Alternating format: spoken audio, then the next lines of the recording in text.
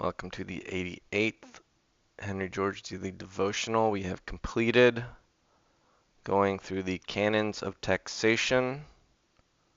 Yeah, we decided it was equal, certain, cheap and easy, and it doesn't mess up production. The 4 canons of taxation.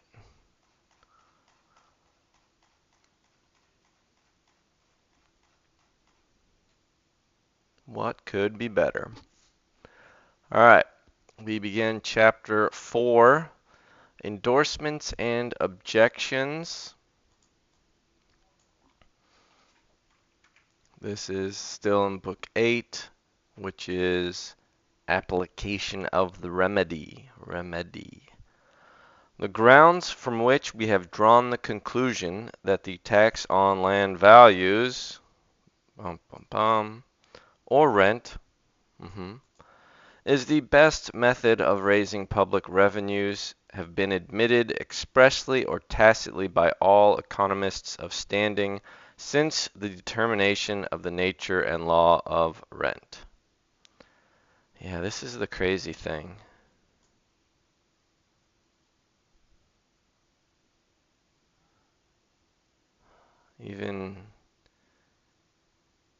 Even growing up, like being a fan of Milton Friedman, and he said that he thought that the old Henry George idea of a tax on land rent is the least bad tax. I just totally missed how important it was. Ricky Ricardo says in chapter 10, a tax on rent would fall wholly on landlords and could not be shifted to any class of consumers, for it would leave unaltered the difference between the produce obtained from the least productive land in cultivation and that obtained from land of every other quality. I think BBB is like ... maybe, I don't know. A tax on rent would not discourage the cultivation of fresh land, for such land pays no rent and would be untaxed. McCulloch, good old McCulloch, note XXIV 24. To Wealth of Nations declares that in a practical point of view, taxes on the rent of land are among the most unjust and impolitic that can be imagined. But he makes this assertion solely on the ground of his assumption that it is practically impossible to distinguish in taxation between the sum paid for the use of the soil and that paid on account of the capital expended upon it, meaning the structure generally, or the farm work done on it.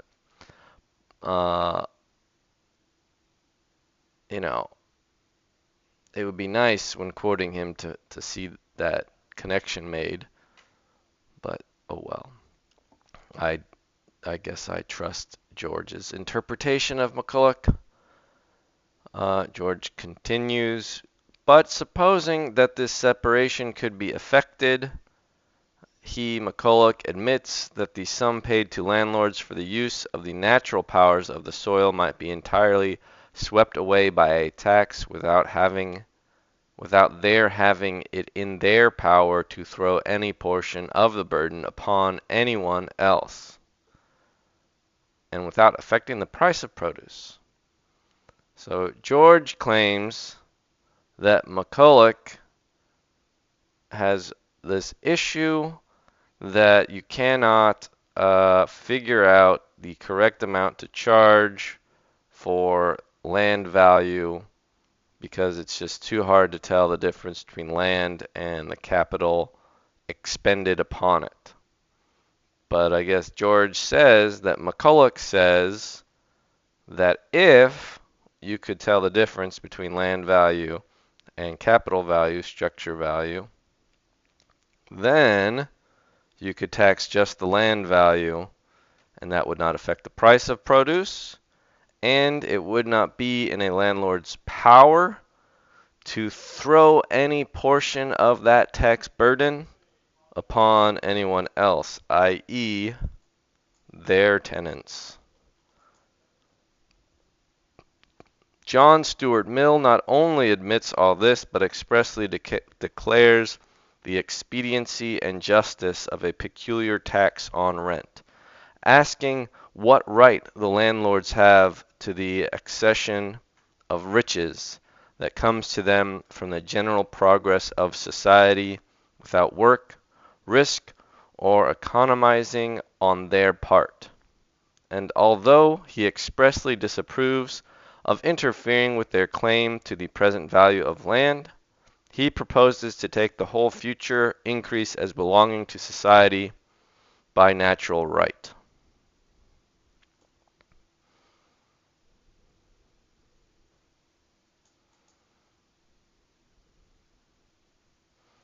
He disapproves with interfering with their claim to the present. Yes, Mill was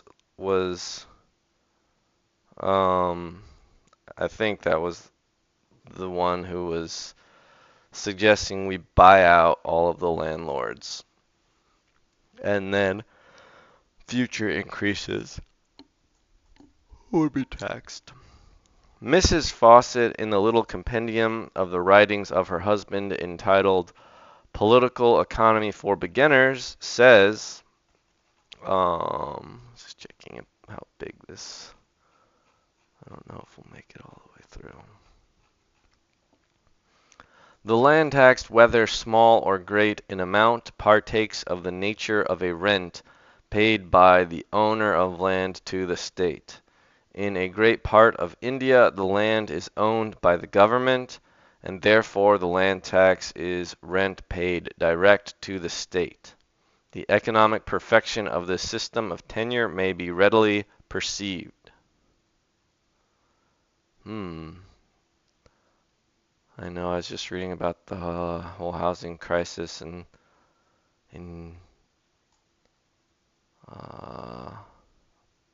Mumbai. Wait, is Mumbai still called? Wait.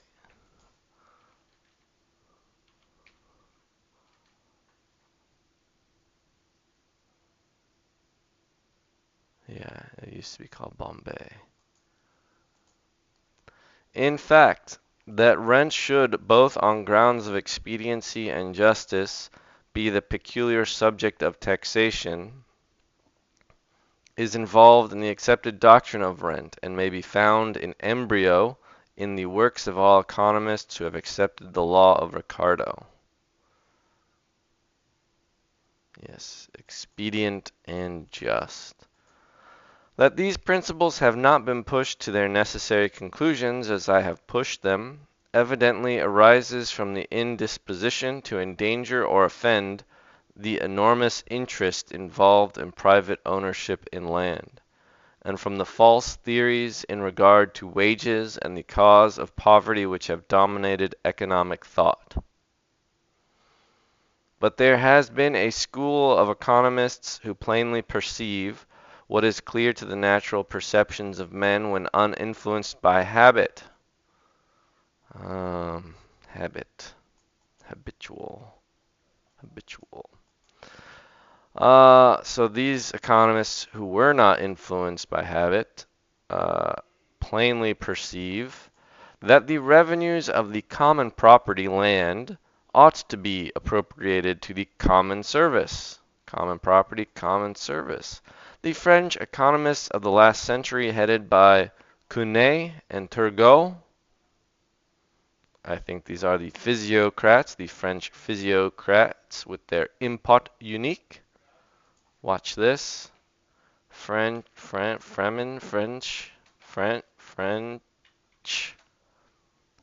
physiocrats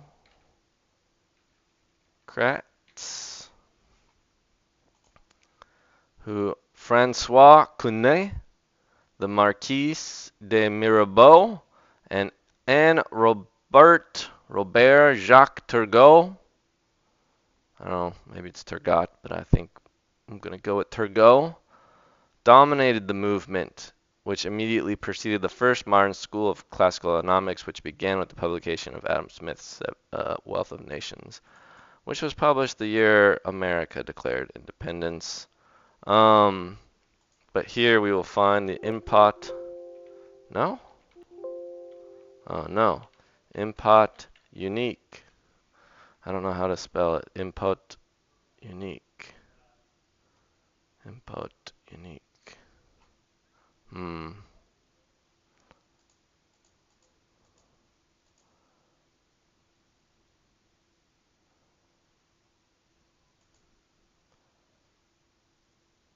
Physiocrats and the impot unique. Who is this? That's Kunai.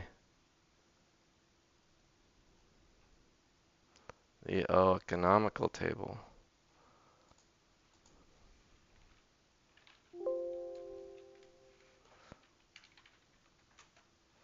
Subsequent developments.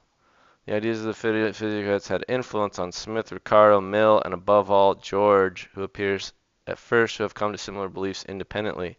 George was the driving force of a single tax movement, not because of flat. No, do not confuse it with a flat tax. Single tax produces annual.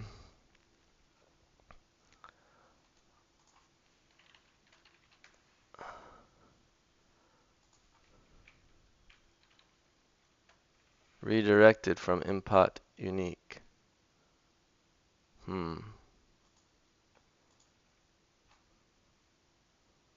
Could have sworn I read about it on Wikipedia, but that's alright. Physiocrats, they came up with the impot unique. I don't know. Yes, from the indisposition to endanger or offend the enormous interest involved in private ownership in land, and from the false theories in regard to wages and the cause of poverty which have dominated economic thought. But there has been a school of economists who plainly perceived what is clear to the natural perceptions of men when uninfluenced by habit. Yeah, okay, that's where we were. Revenues of common property, common service. French economists Cunet and Turgot propose just what I have proposed, that all taxation should be abolished save a tax upon the value of land. Impot unique. As I am acquainted with the doctrines of Cunet and his disciples only at second hand through the medium of the English writers, George doesn't speak French, I am unable to say how far his peculiar ideas as to agriculture being the only productive avocation. I wonder when we got rid of the A, etc., are erroneous apprehensions or mere peculiarities of terminology. I see. So it seems like Cunet really valued land only for its agricultural values, unless that is a poor translation.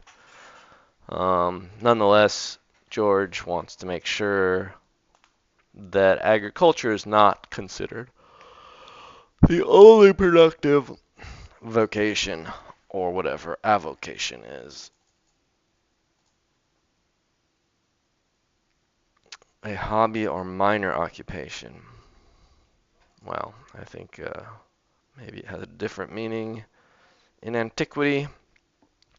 But of this I am certain, George writes, from the proposition in which his theory culminated, that he saw the fundamental relation between land and labor which has since been lost sight of, and that he arrived at practical truth, though it may be through a course of defectively expressed reasoning.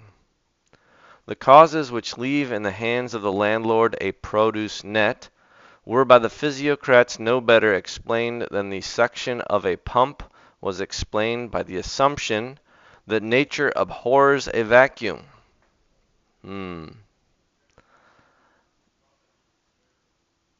I wonder, what does it mean, nature abhors a vacuum?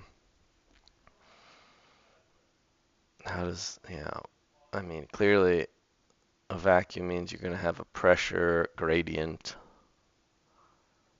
And so whatever fluid is around will flow.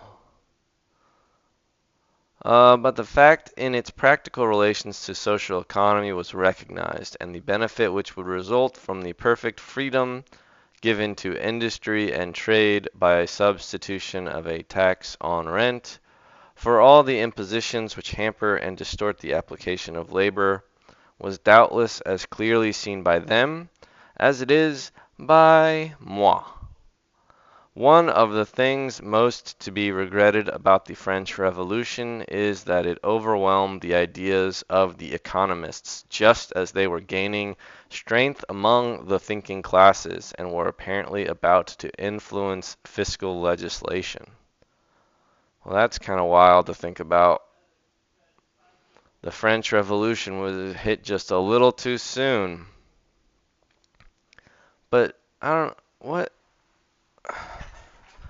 don't really know what government was installed by the French Revolution.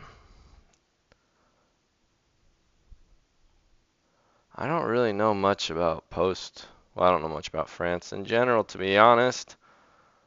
After the French Revolution, you had the First Republic, it says. Where's the aftermath? Aftermath is a funny term. I don't know about reading about the French Revolution right now.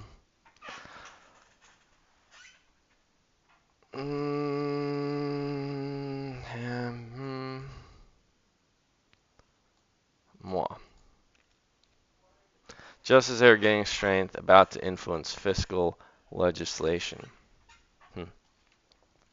Without knowing anything of Cunet or his doctrines, I have reached the same practical conclusion by a route which cannot be disputed, and have based it on grounds which cannot be questioned by the accepted political economy. Yes, it drives me nuts. Accepted political economy cannot fight it, and yet Noah Opinion and others who know about Georgism just ignore it. I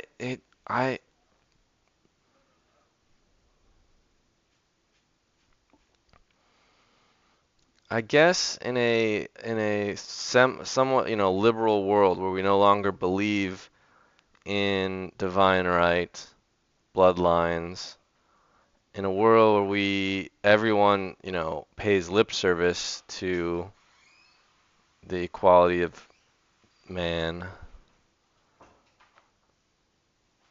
If you want to be a tyrant and you can't win the theoretical battle, what is your other option? You just have to ignore it. If you want to perpetuate landlord and land monopoly, you just got to ignore it.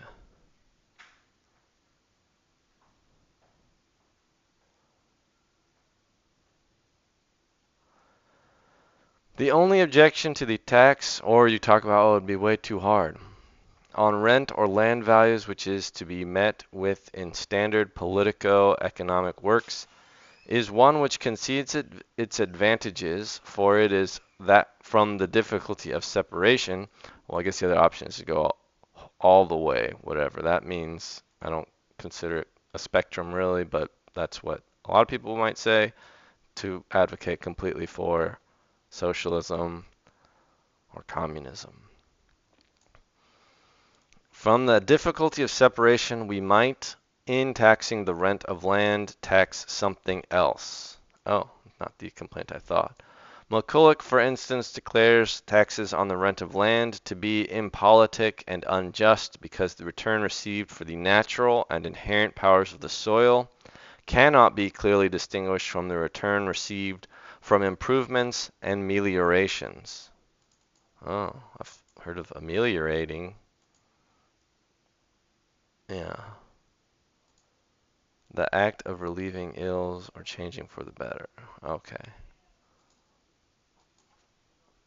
Which might thus be discouraged. Yeah, okay, so this would be a theoretical, which is similar It's too hard. Yeah, this is basically, it's too hard to assess land value as distinct from property, but we already tried that. Macaulay somewhere says that if the admission of the attraction of gravitation, so if gravity were inimical to any considerable pecuniary interests, there would not be wanting arguments against gravity. That's funny. A truth of which this objection is an illustration. For admitting that it is impossible invariably to separate the value of land from the value of improvements, is this necessity of continuing to tax some improvements any reason why we should continue to tax all improvements? That's good. Like if you're going to tell me it's too hard to tax just land and not also improvements, and then you're going to say, so what we should do, you're going to say, let's just tax improvements because it's too hard to do land and improvements. I don't buy it. George doesn't buy it. George says, might as well do the crappy version where we do land plus improvements rather than the seriously bad version where we tax all improvements. If it discouraged production to tax values which labor and capital have intimately combined with that of land, how much greater discouragement is involved in taxing not only these, but all the clearly distinguishable values which labor and capital create. But as a matter of fact, the value of land can always be readily distinguished from the value of improvements. In countries like the United States, there is much valuable land that has never been improved. And in many of the states, the value of the land and the value of improvements are habitually estimated separately by the assessors, though afterward reunited under the term real estate.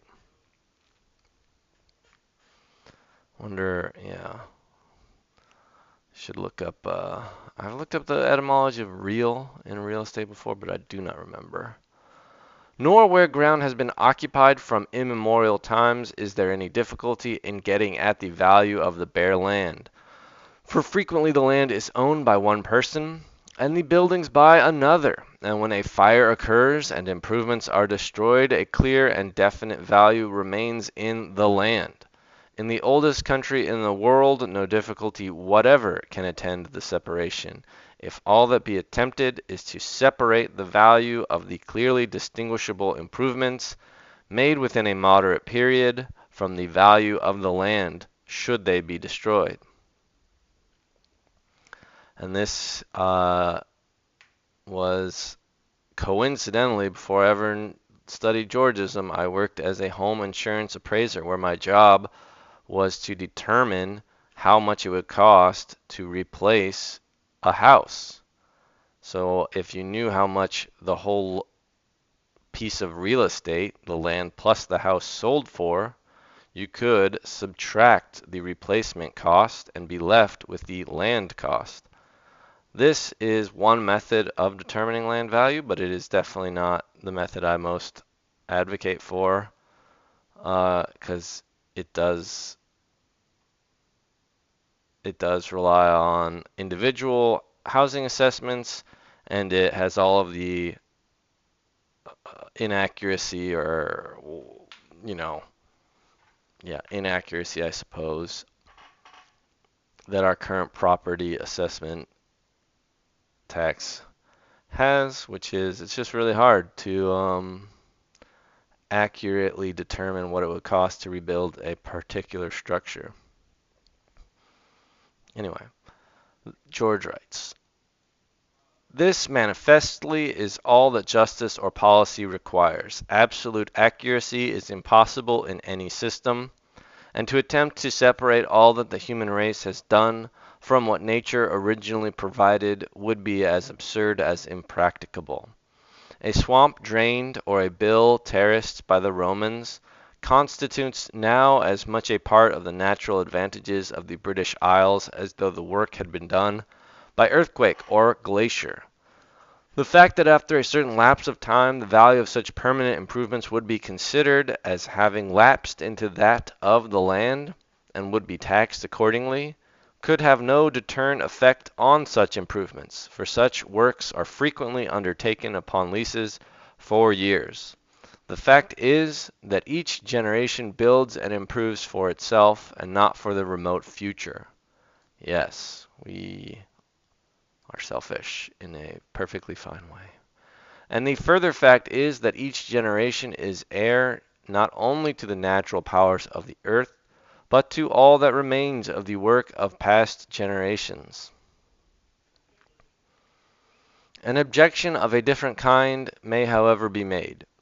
It may be said that where political power is diffused, it is highly desirable that taxation should fall not on one class, such as landowners, but on all, in order that all who exercise political power may feel a proper interest in economical government.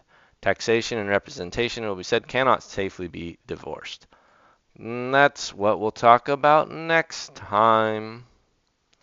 For today, we are contenting ourselves that land values can be determined distinctly from improvements.